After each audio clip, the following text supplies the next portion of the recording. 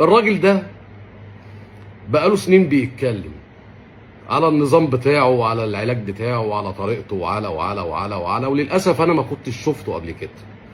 انا عرفته بعد وفاته، واللي انا فوجئت بيه وتابعت بقى وبدات اتابع وبدات اشوف ان بقى الراجل ده اللي بقاله سنين بيتكلم مفيش كلب قدر يرد عليه. الراجل طالع يطالب مناظرات، حد يناظرني، حد يكلمني، حد يجي يقول، محدش قدر يتكلم معاه ولا حد قدر يواجهه. بعد موته الرجاله كتروا، بقوا رجاله. بعد موته بقيتوا رجاله وكلكم طالعين تقطعوا في واحد ميت. دي قله ادب.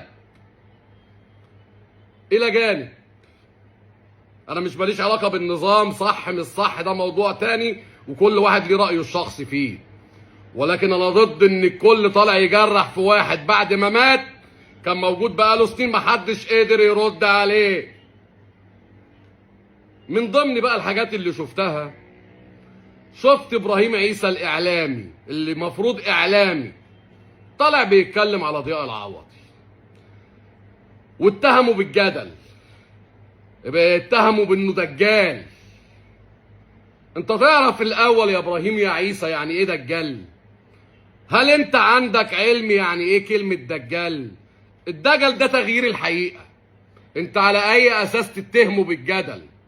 وبعدين يا سيادة الريس يا مصر، انتوا فين من ابراهيم عيسى اللي كل حاجة طالع رابطها بالدين ويقطع في الدين وثوابت الدين؟ ايه يا ابراهيم يا عيسى؟ مين اللي ادالك حق بده ومين اللي سامح لك بده؟ انت مالك ومال ديني تتدخل وتتكلم على الرسول وعلى الدين وعلى وعمال تقطع فيهم بصفتك ايه؟ ده ازدراء اديان. ابراهيم عيسى المفروض يتحل المحاكمه لازدراء الاديان. انا عمري ما شفت ده. انا عندي 50 سنه ما شفتش في حياتي حد بيهاجم الاسلام زي ابراهيم عيسى. ده ديني وانا ما اقبلش حد يهاجمه ولا اقبل ان حد يتطرق الى ديني. انا مسلم وموحد بالله واؤمن بالله وملائكته وكتبه ورسله لا نفرق بين احد من رسله. انت مالك ومال ديني يا عم ابراهيم؟ تتدخل في الدين ليه؟ تربط الكلام بالدجل والدجل بالدين ليه؟ ده تجاوز ويجب ولازم يكون في موقف. الحاجة التانية اللي استفزتني برضو ان انا اعمل الفيديو النهارده، اتفاجئ بعمرو اديب اللي هنلاقي نظام الطيبات على تليفونه مش هنسيبه. انت مين يالا؟ انت مين ومش هتسيب مين؟ وانتوا مين؟ انتوا مين اللي مش هتسيبوه؟ انت بتتكلم بلسان مين؟ انت مصري ومعاك جنسية سعودية. هل بتتكلم كمصري بلسان مصر والحكومة المصرية، ولا بتتكلم بلسان السعودية، ولا بتتكلم بلسان قناة الMBC، ولا بتتكلم بلسان اهلك انت؟ ده انت نفسك في الفيديو بتقول الناس بتقول لي انت مال اهلك. الناس بتقول لك ايه؟ بتقول لك انت مال اهلك يا عمرو اديب. طلع تقطع في الراجل ليه؟ ايه مصلحتك؟ راجل في ناس خفت عليه وعمل ابحاث والدوله كرمته وليه ابحاث بره مصر. طالعين احنا نهده ليه؟ وكله بيربط بالدين ليه؟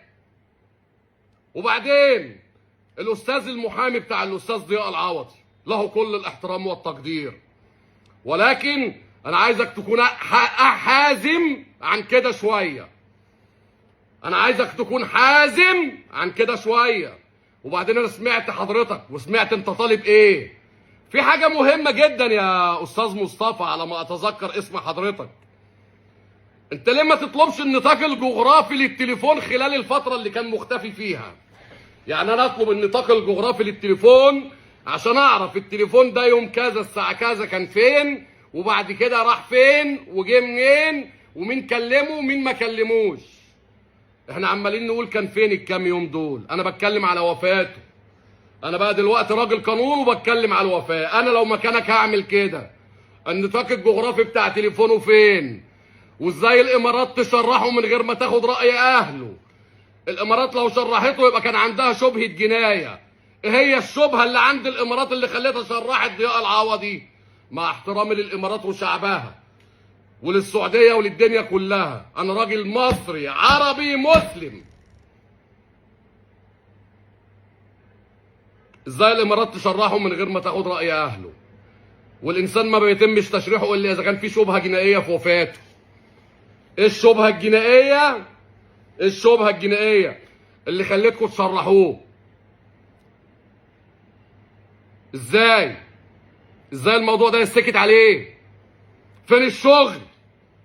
فين شغل المحاماه؟ انت كنت محاميه والراجل ده مأمنك على رقبته. اعمل كل اللي تقدر عليه عشان تجيب حقه. الله يرحمك يا دكتور ضياء، الله يرحمك.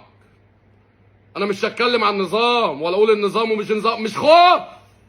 انا بخافش من حد، ولكن عشان ما حدش بقى ما اديش مجال للجهله والمتأقزمين انهم يطلعوا يقولوا بصوا. طب اقول لكم على حاجه، انا بشرب سجاير انا كمان، وممكن اولع سيجاره دلوقتي في الفيديو. اطلعوا قولوا بقى ده زي ضياء الاتنين بيشربوا والاتنين بينيلوا. كلام فاضي وقله ادب من اللي ليه واللي مالوش، اللي بيفهم واللي ما بيفهمش، اللي عنده علم واللي ما عندوش. حق ضياء العوضي يرجع، ومفيش كلب يجيب سيرته تاني. مفيش كلب يجيب سيرة راجل بين ايادي الله محدش قدر يواجهه ولا يهاجمه ولا يطلع يناظره اثناء حياته.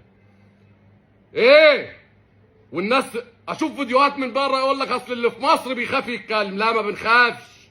البلد دي فيها قانون والبلد دي فيها عدل، ما بنخافش نتكلم، بدليل ان انا في مصر وبتكلم وبوجه نداء للدنيا كلها. هنا مفيش خوف، هنا في حريه والله. يا ريت يا ريت يا ريت يتاخد موقف مع ابراهيم عيسى وعمرو اديب اللي بيهدد الناس. مش هنسيبه. بصفتك ايه يا عمرو؟